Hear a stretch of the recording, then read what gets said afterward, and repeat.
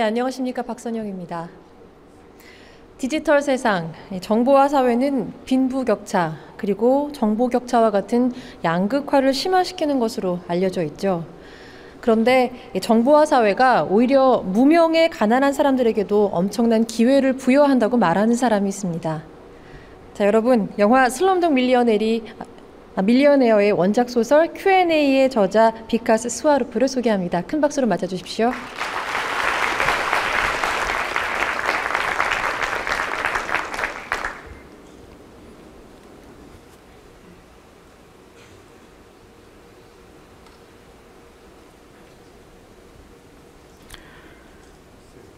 There was a time, not so long ago, when I used to read about the Seoul Digital Forum in newspapers.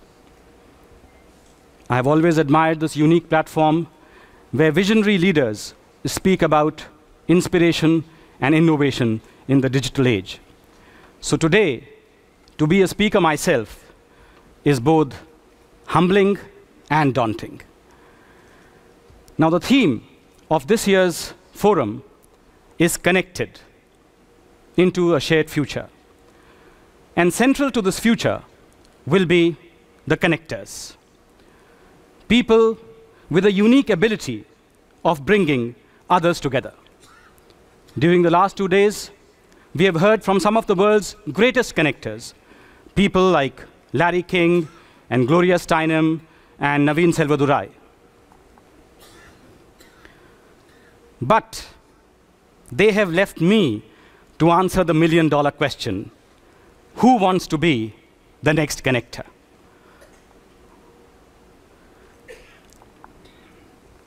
But before we get to the next connector, let us first understand connectedness.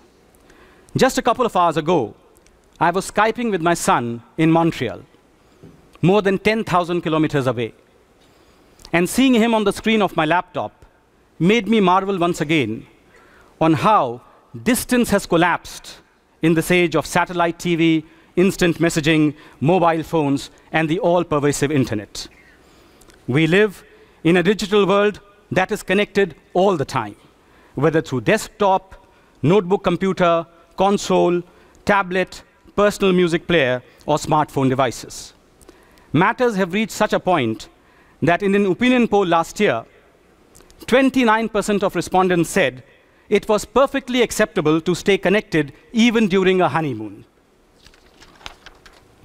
Connectedness, however, comes at a price. Even as the speed and the hard drive capacity of our computers is increasing, our connection spans seem to be shortening in this frenetic world of endless options, instant gratification, and 140 character limits. We may be connected to our devices, but are we connected to each other? Sometimes it takes a cataclysmic event like the recent earthquake and tsunami in Japan for people to really open their hearts and connect to each other as human beings. On the 11th of March, when the tsunami hit Japan, where I live now, my email inbox was flooded with messages of concern from people all over the world. But before there was email, before we had YouTube and Facebook and Twitter, before we had PCs and TVs and radios, even before we had a written language, there was one medium that connected people with each other, and that was stories. The original connector. As the Bible says, in the beginning was the Word. But very soon, the Word became words, and those words became a story. There have been great societies that did not use the wheel, but there have been no societies that did not tell stories. Every culture has relied on its storytellers to teach its people about themselves and about the world. We make sense of our experience of our world through the stories we tell, and we are drawn to the stories of others. Some stories are important because they touch our hearts. Others because they touch our faith or our fears. Stories remind us of who we are. Stories confirm our humanity. They are the vital link between our past and our future. It doesn't really matter what the story is about. whether it is true or false, whether it is real or unreal. A novel is not a reproduction of reality, it is a recreation. What is important is that the story should be told well. It could be about anything. The story could be about a princess from Ayodhya who once upon a time traveled to Korea by boat to marry King Suro of Gaya. It could be about 10-foot-tall, blue-skinned, sapient humanoids called Navi living on a distant moon called Pandora. Or it could be about a luckless orphan living in an Indian slum who participates in the biggest quiz show on earth and wins. Now, this last story was the one I told way back in 2005. But it is also a story that any one of you in the audience could have told. Somerset Maugham is believed to have said once, there are 3 rules for writing the novel. Unfortunately, no one knows what they are. So successful writing is very often a roll of the dice. And I am what you might call a lucky writer. I wrote my first novel, Q&A, in just 2 months. And within 3 months of my finishing it, it found a publisher. And publishing, to my mind, remains central to the art of writing. You may be the best writer in the world, but unless your books get published, your manuscripts will continue to gather dust in your cupboard. You might continue to keep getting rejection slips, like the one Samuel Johnson is believed to have given an aspiring writer when he told him, your book is both good and original. Unfortunately, the parts which are good are not original, and the parts which are original are not good. Now, many people ask me, why did I choose to base my book on a quiz show? The simple answer to that is that I wanted to write something offbeat. I was not really interested in writing a generational family saga or a magical realist fable with talking monkeys. And that's when it struck me, why not tap into the global phenomena of the syndicated televised quiz show? After all, Who Wants to Be a Millionaire was a top-rated game show in a staggering 110 countries across the world, including India. The issue was, who should be my contestant? Around that time, there was a scandal in Britain of an army major, Major Charles Ingram, who won £1 million on the British edition of Who Wants to Be a Millionaire, but was subsequently accused of cheating by having his wife and a college lecturer sitting in the audience, signaling the correct answers to him through coded coughs. So I thought to myself, if someone as well-educated, as respectable as a major in a British army can be suspected of cheating, can be accused of cheating, why not have a contestant who would definitely be accused of cheating? Because you see, we have this latent conceit that those of us who go to schools, who go to universities, who read newspapers, we are the ones who know. And we think that those who do not go to schools, who have never read a newspaper, who have not had an education, we think these people don't know anything. And I have always been tremendously impressed by the wisdom and knowledge that the common folk possess. In fact, the inspiration for my story came from a report that I had read in 1999 about a project called Hole in the Wall. Now, this was a very interesting project in which computer scientists in the NIIT campus in New Delhi, they literally cut a hole in the wall because their wall adjoined the slum, the Kalkaji slum, and they put a freely accessible computer with a touch screen there. And then they went away. And when they returned after 3 months, they discovered that children living in that slum had started using that computer. When I first heard about it, I was astounded. You normally associate computers with people with a certain level of technological sophistication, with people who know English, who have gone to school, who can make sense of the screen of a computer. And these were slum kids, children who have never gone to school, who have never read a newspaper, and they have started using a computer. So I thought to myself that if a slum kid can start using a computer, then a slum kid can also participate in a brain quiz and win. So I juxtaposed these two themes, of a game show and of a contestant who has no formal education, who has street knowledge as opposed to book knowledge. Seen from this perspective, the message in my novel is a simple one, that the best teacher in the world is life itself. And each one of us creates his or her own luck, and he who strives wins. Now, when I was writing this novel in the summer of 2003, I knew that I was onto a good thing. that the idea was fresh and the narrative structure was unique. But believe you me, I had no idea that one day this novel would get translated into 42 languages, get made into an audiobook, a radio play, and a film called Slumdog Millionaire. In fact, all I'm waiting for now is an offer from McDonald's for a Q&A doll to go with your next Happy Meal. Now, the film people, that is Film 4, approached me for the film rights in 2004. That is 1 year before the book has even been published.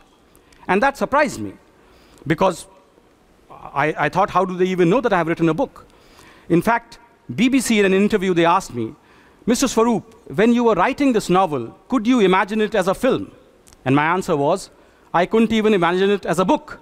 Because, you know, for a first-time writer, what are the chances that the book will even get published?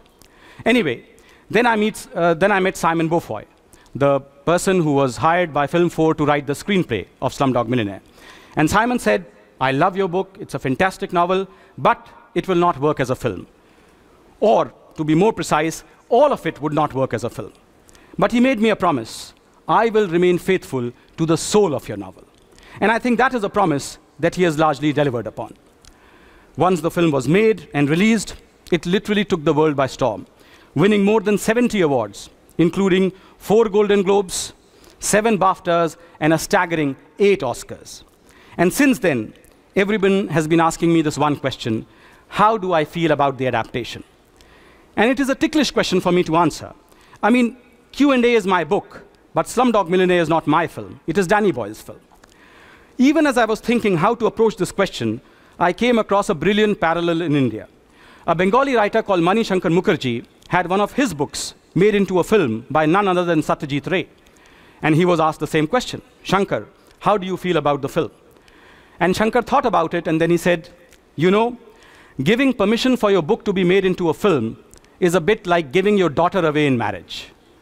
The first thing that happens is your daughter acquires a new surname. So Q&A becomes Slumdog Millionaire. And the second thing that happens is you are saddled with a son-in-law, namely the film. And then he gave the words of wisdom. In India, you never ever speak ill of your son-in-law in public.